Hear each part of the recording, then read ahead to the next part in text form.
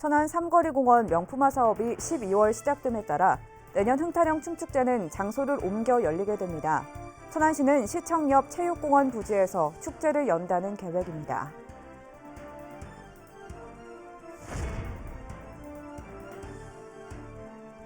충남교육청이 2021년까지 1,600억 원을 들여 학교 공간 혁신을 추진합니다. 첨단 기술이 적용되고 친환경 복합 문화 공간이 갖춰지게 됩니다.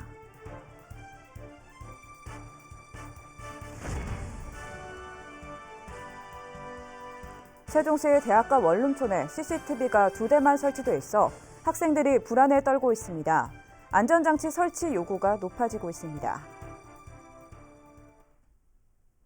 여러분 안녕하십니까? 티브로드 뉴스입니다. 천안 삼거리공원이 12월부터 리모델링 공사에 들어갑니다. 매년 열리던 천안 흥타령 춤축제는 새로운 장소로 옮길 수밖에 없는데요. 천안시는 새로운 축제장으로 시청 옆 체육공원 부지를 점찍었습니다. 장동원 기자입니다. 지난달 열린 천안 흥타령 춤축제. 123만 명이 운집해 성황을 이뤘습니다. 삼거리공원에서 매년 열리던 축제는 올해를 끝으로 장소를 바꾸게 됩니다.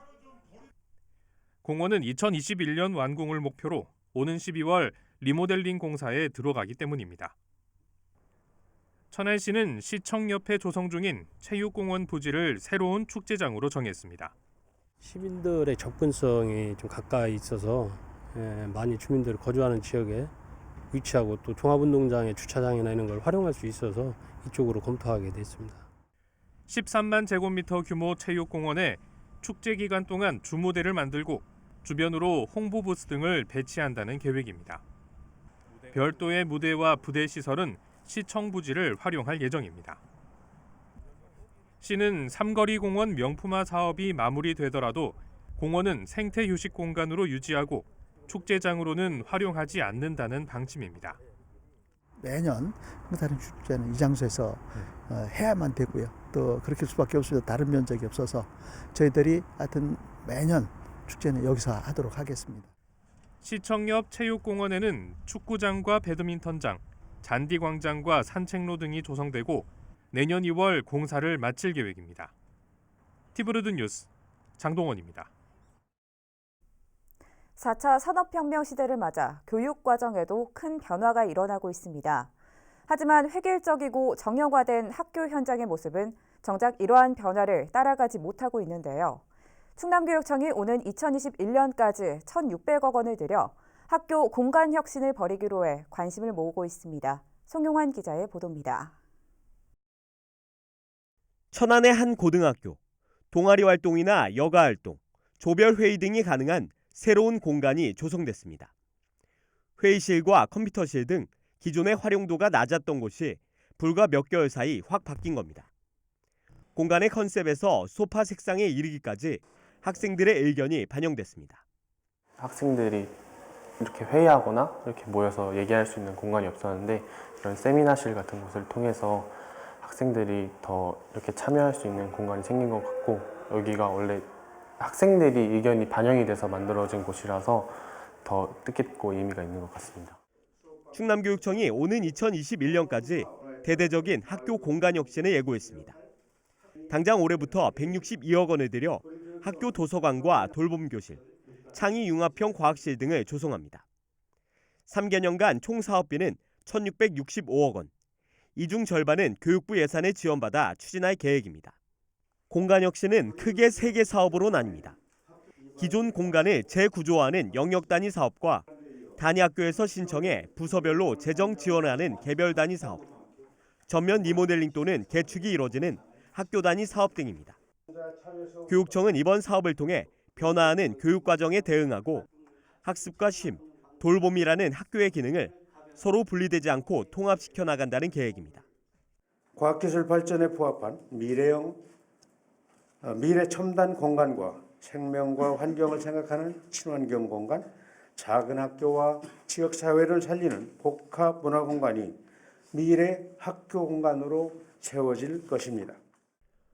또 이렇게 조성한 공간의 운영 또한 학생들에게 맡기는 등 학생 자치권과 예산 참여 기회를 확대할 방침입니다. TV로드 뉴스 송용환입니다. 천안시가 다음 달 1일부터 시내버스 책임 노선제를 시범 운행합니다. 책임 노선제는 버스 업체별로 노선을 나눠 책임지고 버스를 운행하는 시스템으로 그동안 여러 업체가 한 노선을 운행하는 것과는 달리 동일한 권역과 노선을 한 회사에 지속적으로 운행하게 됩니다.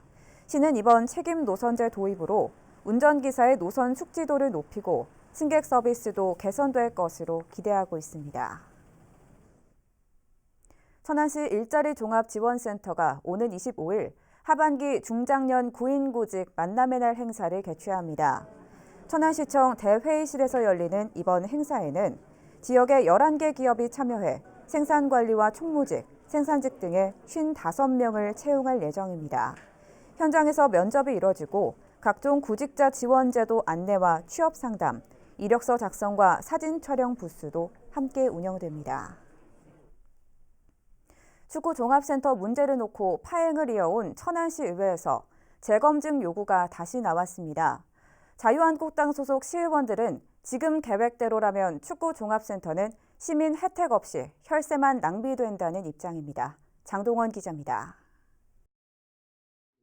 그동안 천안시 의회는 축구종합센터를 놓고 파행을 빚어왔습니다.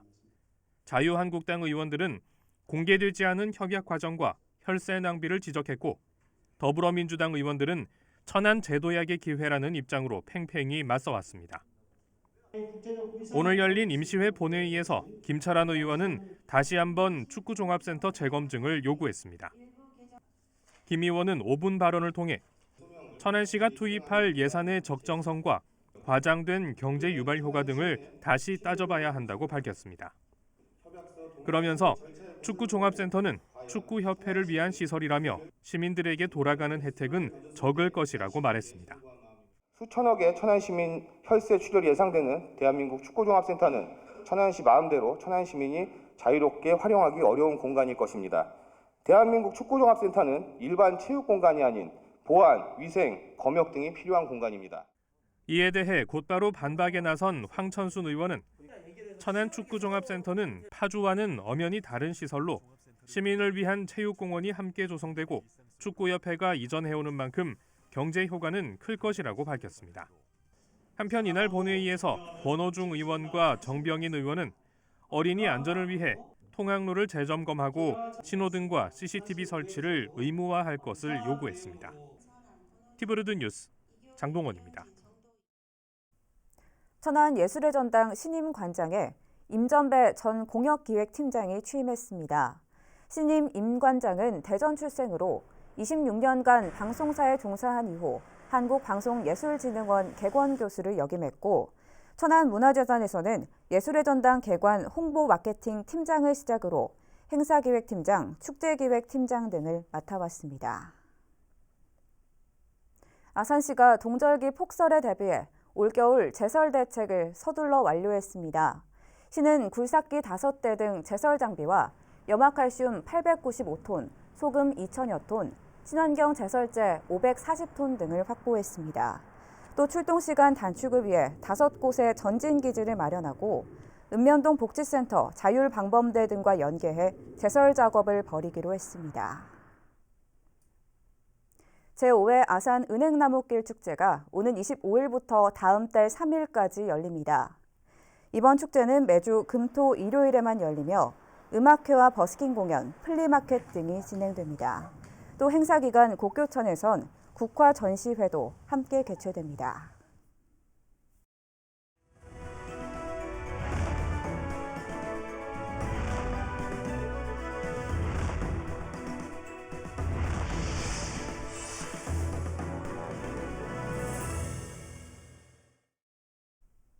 세종 한국영상대 원룸촌 2.5km 구간에 CCTV가 단 2대밖에 설치되지 않은 것으로 나타났습니다.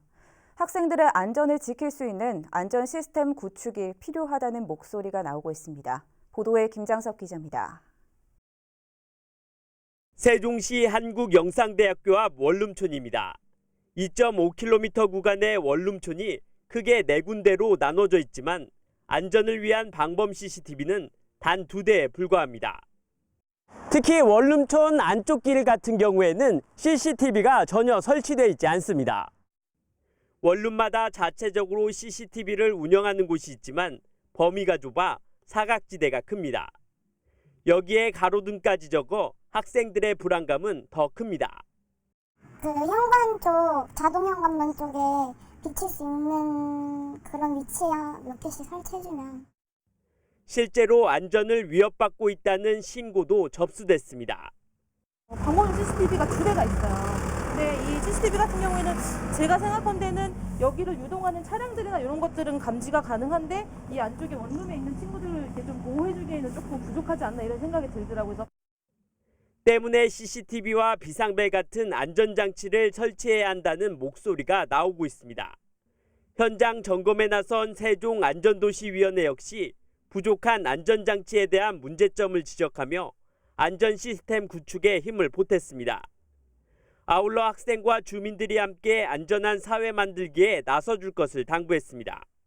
학생들이나 또는 그 상가 주인, 학교가 좀 유기적으로 협력 체계를 좀 구축해서 스스로 어떤 그런 범죄로부터 좀 안전한 지역 사회 만들기를 조금 같이 동시에 좀 추진할 필요가 있어 보입니다.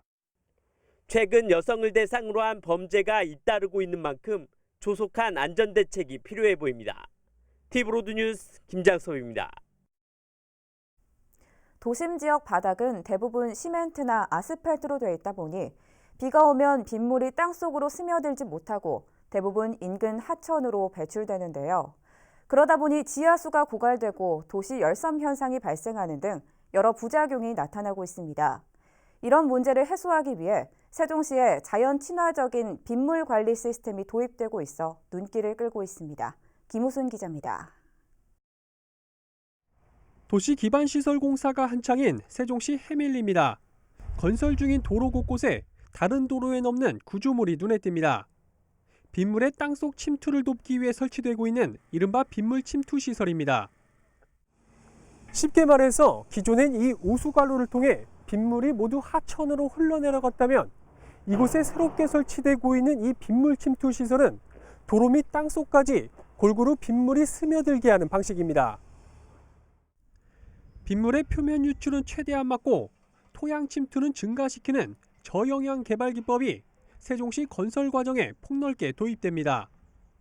대표적인 예를 들면 잔디나 풀이 심어진 수로로 빗물이 흐르는 동안 땅속으로 스며들게 하는 식생수로, 자갈이 채워진 도랑으로 빗물이 흘러가며 땅속으로 스며들게 하는 침투도랑, 나무가 심어진 상자로 빗물이 흘러들어 땅속으로 스며들게 하는 나무 여과 상자 등이 6-4 생활권 곳곳에 시범 도입되고 있습니다.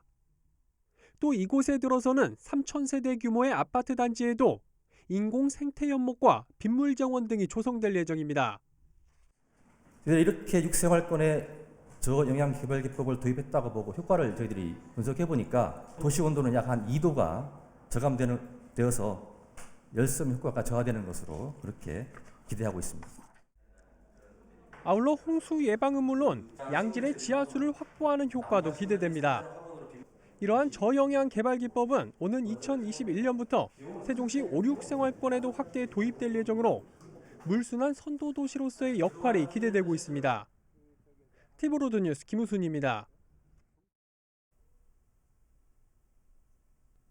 세종시의회가 대학 캠퍼스 유치 촉구 결의안을 채택했습니다.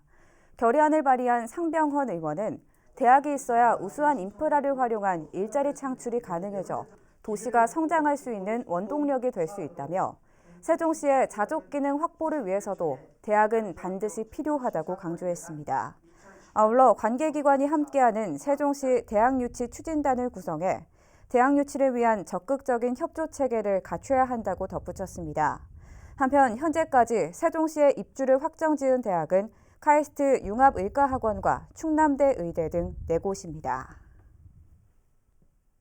행정수도 완성을 위한 지방분권 세종회의가 정부 세종신청사 실시 설계안에 대통령 세종집무실 설치를 반영해 줄 것을 촉구했습니다. 이들은 행정안전부가 공개한 신청사 최종안에 시민들이 염원해온 세종집무실이 반영되지 않은 점에 깊은 우려를 표한다고 밝혔습니다. 그러면서 대통령과 청와대는 국가 균형 발전을 추진하겠다는 말만 하고 실제로는 세종 집무실 설치 TF의 진행 상황을 공개하지 않는 등 추진 의지를 전혀 표현하지 않고 있다며 명확한 의지를 표명해야 한다고 촉구했습니다. 전문가와 시민들의 의견 수렴을 위한 제1회 세종 스마트도시 추진본부 전체 회의가 24일 개최됩니다. 시청 회의실에서 열리는 이번 회의에는 전문가와 시민 100여 명이 참석할 예정이며 스마트도시 추진에 대한 설명과 핵심 서비스에 대한 선호도 조사 등이 진행됩니다. 세종시는 앞으로 수요자 맞춤형 서비스를 발굴하고 국가 시범도시 서비스 실증 사업에 대한 시민체험단과 모니터링단 참여를 지원하는 등 시민의 관심과 참여를 유도해 나갈 계획입니다.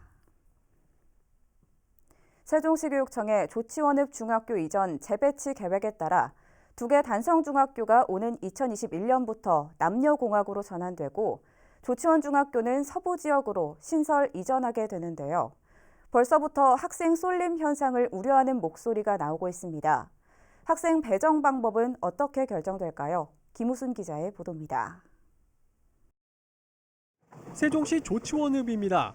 경부선철도를 중심으로 동부와 서부로 나눠지는데 중학교 2곳은 모두 동부 지역에 있지만 학생 70% 이상은 서부 지역에 살고 있습니다.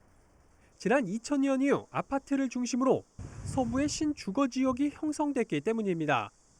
오는 2021년 조치원 중학교가 서부로 이전하고 남녀공학으로 전환될 경우 학교 선호도가 엇갈릴 것으로 예상되는 이유입니다. 이전 신축한 학교로 배정받기 위해 해당 지역으로 이사할 경우 동부 지역 학교의 학생 및 인구 유출은 심각해질 것입니다. 이 때문에 학생 쏠림 현상을 어떻게 예방할 것인지가 최대 관건이 될 것으로 보입니다. 현재 유력하게 검토되고 있는 것은 학생 배정 방안을 학구에서 학군제로 바꾸는 것. 학생들의 선택권은 보장하면서 두 학교 간 학생 균형 배치가 용이하기 때문입니다. 내년서부터 저희들이 이제 학군 계획을 수립해서 지역 주민과 또 학교 이런 의견 수렴을 거쳐서 무슨 정책 용역을 통해서 더 좋은 방안을 모색할 거고요. 하지만 서부 지역 학부모들의 경우 통학 여건을 고려한 근거리 배정 방법을 선호해 의견 수렴 과정이 순탄치만은 않을 거란 전망도 나옵니다. 티브로드 뉴스 김우순입니다. 이어서 우리 지역 구인 구직 정보를 알려드립니다.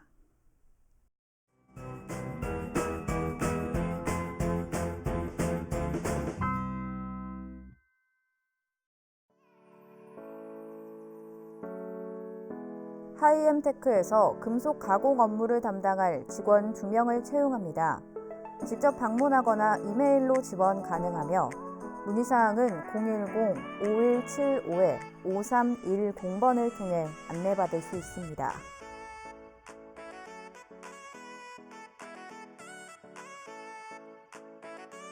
오성 ENG에서 자동차 부품 생산 업무를 담당할 직원 3명을 채용합니다. 직접 방문하거나 우편 또는 팩스로 지원 가능하며 문의사항은 010-4288-0725번을 통해 안내받을 수 있습니다.